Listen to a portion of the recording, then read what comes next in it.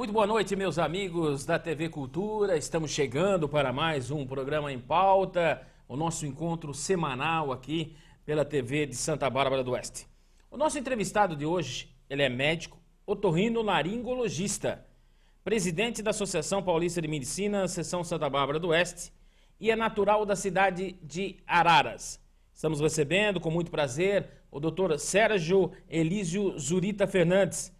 Doutor Zurita, é um prazer tê-lo em nosso programa. Muito obrigado pela sua presença. Boa noite a todos os telespectadores e obrigado pela oportunidade, Marco, da gente poder falar um pouco com o pessoal de Santa Bárbara, que é a cidade que me adotou e que eu adotei. Doutor, fala um pouquinho da sua infância. Como que foi? Foi lá em Araras mesmo? Eu sou natural de Araras e passei a minha infância lá, aquela infância de 50 anos atrás, em que a gente brincava na rua, jogava futebol na rua. Tinha que parar uma ou duas vezes para passar um carro durante o jogo todo. Hoje a gente não consegue nem atravessar a rua. A diferença é muito grande. A gente tinha muito mais liberdade também. Eu estudava de manhã, à tarde, fazia lição de casa rapidinho, saía, mãe nem sabia onde a gente estava, voltava à noite, às vezes já escuro. Então, essa liberdade, porque os tempos eram outros. A segurança era...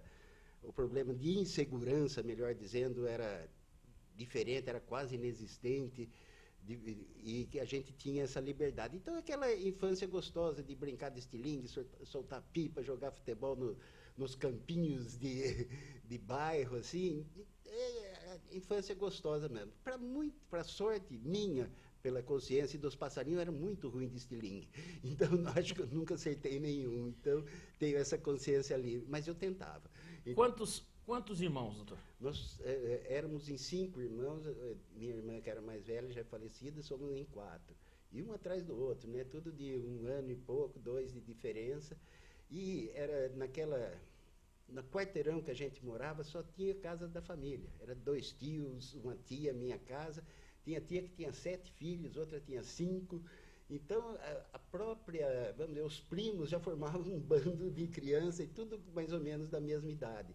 O que era muito comum naquela época, né? Teve bastantes filhos. Hoje, por diversas circunstâncias, mudou isso, então as famílias são mais reduzidas.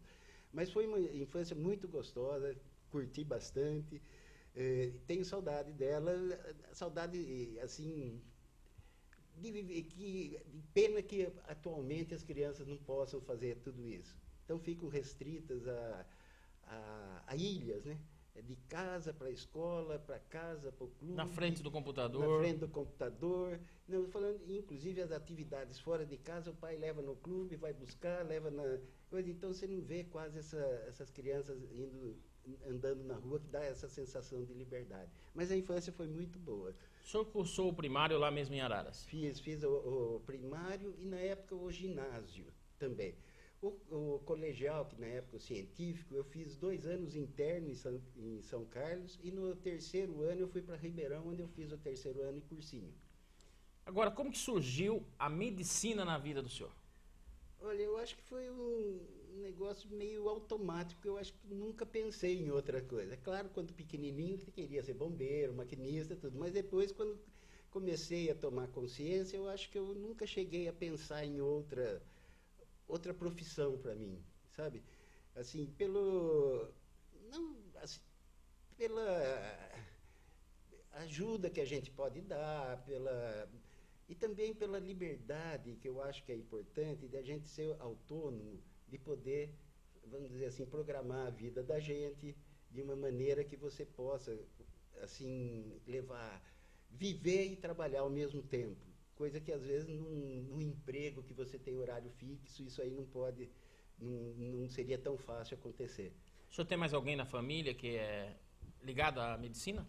Eu tenho um irmão que é fisioterapeuta, que chegou mais perto.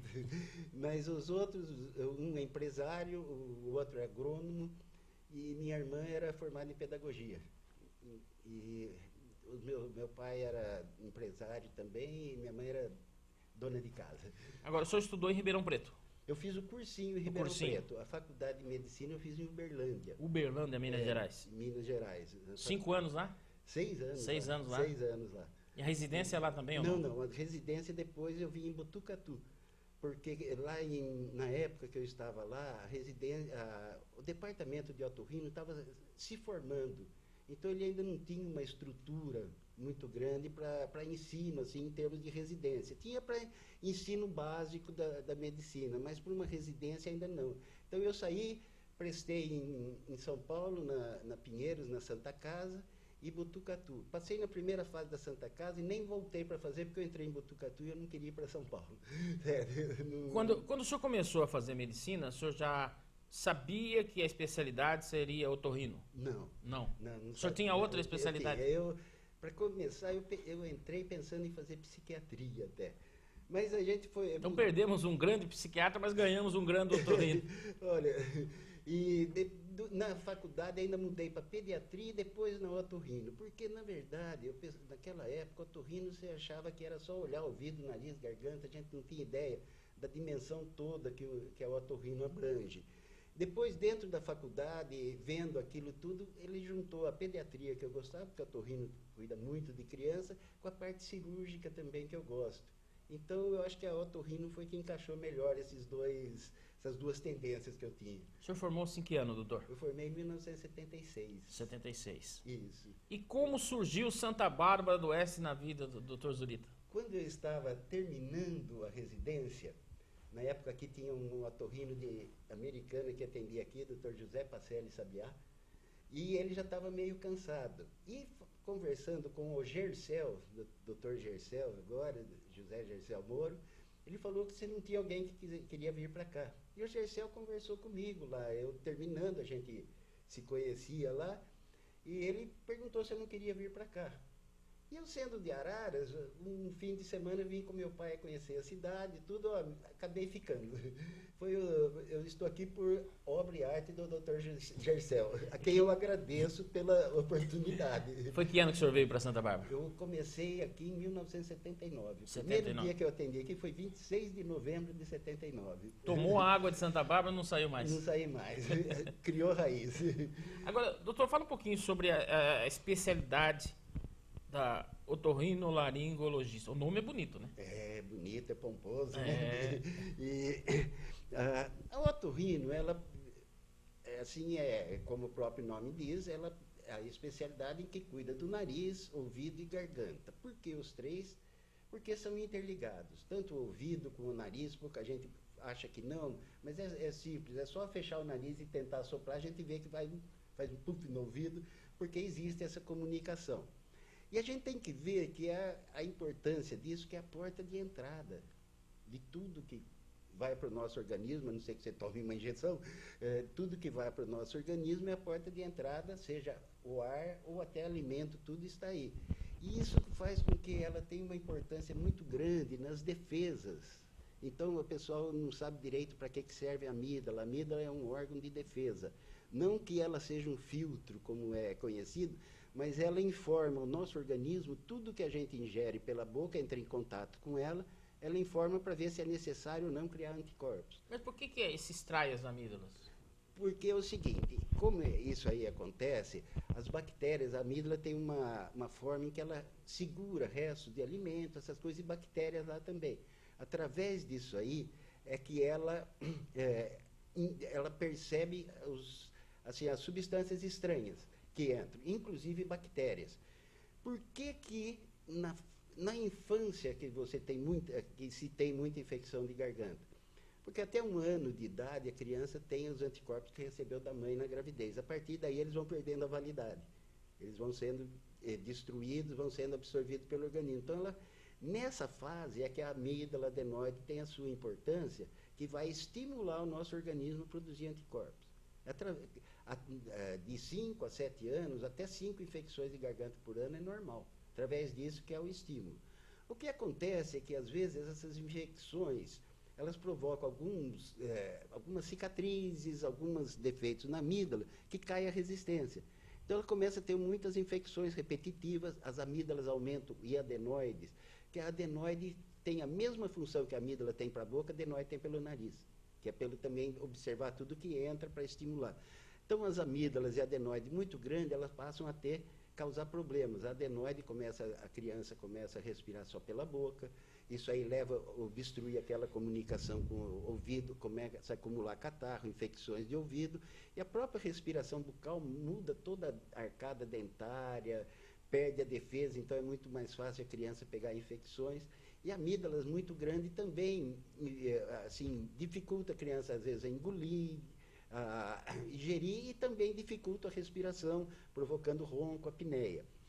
E nesses casos extremos, em que o tratamento clínico não funciona, a gente faz o possível para evitar, mas a melhor opção ainda é a cirurgia. Não que a criança vá ficar sem defesa, tem outros órgãos que fazem isso. Se puder manter a amígdala, melhor.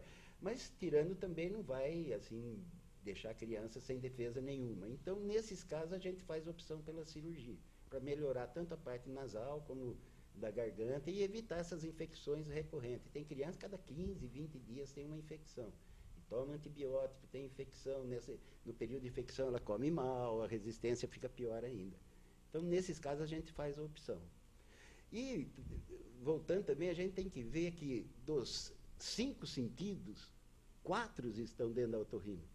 O olfato, o sabor, a audição e a visão. Fica fora o tato, que na verdade não está tão fora assim, porque a língua é um órgão tátil. Com a língua, você sabe a forma que um objeto tem. Você pondo na boca, mesmo de olho fechado. Então, na verdade, somos responsáveis por quase os 5 sentidos dos nossos corpos. E todos eles são importantes. A gente não dá muita importância, por exemplo, pelo olfato, mas eu tenho pacientes que perderam o olfato por uma causa ou outra. Você não imagina como ele se sente. Sabe, mas não é comum isso. Não, não é comum, mas pode acontecer. Ou por uma infecção, até por um trauma, assim, na cabeça, pode até lesar o nervo olfatório e não ouvir cheiro. Então, uma pessoa que antes de sair de casa, eu tinha um colega de República que ele tinha esse problema. Ele ia lá, olha, eu não passei muito perfume, muito desodorante, ou então não foi pouco demais também, certo? E ele falava que o que ele sentia saudade era de descascar uma poncã e sentir aquele cheiro, sabe? Então a gente não dá importância até perder, né? É só ver que o paladar a gente vê como uma coisa normal. Você pega uma gripe que você perde o paladar, a comida fica horrível, fica tudo muito ruim. Muito ruim. Então a otorrino tem essa importância. A audição, que hoje em dia a gente vê que já no berçário estão se pesquisando, a audição de criança, tudo. Então ela tem essa importância por trabalhar com todos os órgãos e fazê-los funcionar bem. E, doutor, quais são os principais problemas com nariz, garganta e ouvidos que nós temos? Nós temos os problemas, assim, o que afeta bastante isso aí, hoje em dia, são as alergias. Hoje em dia, então, tem muito produto químico, muita poluição. O que não era comum antigamente. Antigamente, a gente tinha mais quadros infecciosos e menos alérgicos. Hoje está invertendo. E, é claro, a alergia, quando não controlada, quando não tratada, ela leva ao mau funcionamento do nariz e, com isso, leva a problemas de sinusites, de problema de ouvido, perde-se o olfato e fica uma qualidade de vida muito má. Por estar sempre com o nariz escorrendo, entupido, isso aí tira a qualidade na hora de dormir também, isso atrapalha bastante. E é uma das coisas. E os problemas infecciosos, né, das gargantas, tudo, e hoje em dia também a gente tem que ficar sempre atento ao problema dos tumores. Isso é um assunto que eu ia abordar com o senhor, o aumento dos casos de câncer de garganta. Tem aumentado muito, né? Tem aumentado muito. Inclusive, agora saiu um estudo novo relacionando o câncer de garganta com o vírus HPV, que é o que causa o câncer de colo de útero. Através de contato, que pode adquirir e ele não é visível, que ele fica na garganta e isso pode evoluir para um câncer. E também há uma associação já comprovada, na medicina, que o excesso de álcool e cigarro, principalmente essa associação, é explosiva para a garganta.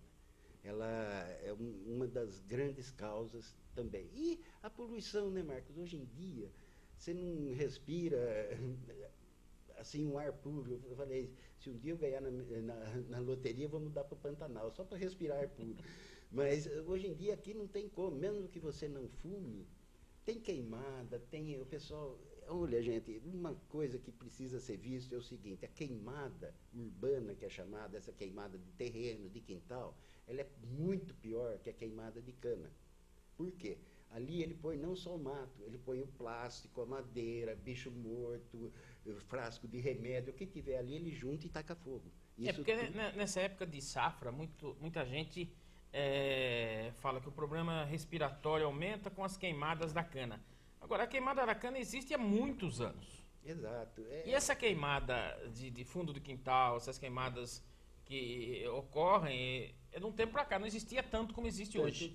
Não, mas teve até um pneumologista de Piracicaba, o doutor Cansado, é o nome dele, ele falando sobre isso. Ele falou, então a poluição é muito maior, porque tem todos esses componentes juntos. E nós temos que ver aqui também que nós estamos do lado de Paulínia. Se for no Yacht Clube de Americana, você vê Paulínia. Não tem nenhum obstáculo físico, uma montanha, uma floresta, nada, é uma represa. A poluição de lá chega aqui. Eu vi um trabalho, até eu preciso ver direitinho, da CETESB, em que fala que nós chegamos a ter chuva ácida aqui. Como como Cubatão, tudo. E o grande problema é a queima do óleo diesel, né? Por causa do enxofre que ele tem, que é o nosso óleo diesel aqui, ele tem 40 vezes mais enxofre do que é permitido internacionalmente. É aquele negócio do S50, S2000, que a quantidade de partes por milhões do enxofre. Então a gente tem tudo isso respirando, que são todos irritantes da mucosa, que podem levar a um câncer, a um tumor. O cigarro agora, pelo menos, parece que está sendo diminuído o problema do fumante passivo, com essas proibições todas. Foi ótimo, né? Foi ótimo. Quer dizer, o fumante, ele sabe do risco, ninguém pode falar hoje que desconhece, e ele quiser correr o risco, é uma opção dele, mas não precisa contaminar mais ninguém. Então, isso foi uma medida muito boa, assim, em termos de prevenção de câncer. Mas outra coisa é a longevidade, né? Antigamente se morria mais cedo, não dava, vamos dizer assim, entre parênteses, não dava tempo de desenvolver um câncer, porque o câncer, a maior parte das vezes, pessoas já praticamente terceira idade. É claro que tem desde a infância tudo, mas a maior parte, então, a longevidade não é que aumentou a quantidade de tumor, mas os diagnósticos, porque antes se morria antes, certo? E também diagnóstico, antes eu lembro quando era pequeno, assim, falava, fulano morreu de ataque do coração. Você não sabe se foi parada cardíaca, se foi infarto, era ataque do coração, né? E nem o câncer naquela época ninguém sabia se... Coisa assim. Mas vamos ao primeiro intervalo, a gente retorna já. O papo está muito gostoso, doutor Zurita, já a gente está de volta com o programa Em Pauta.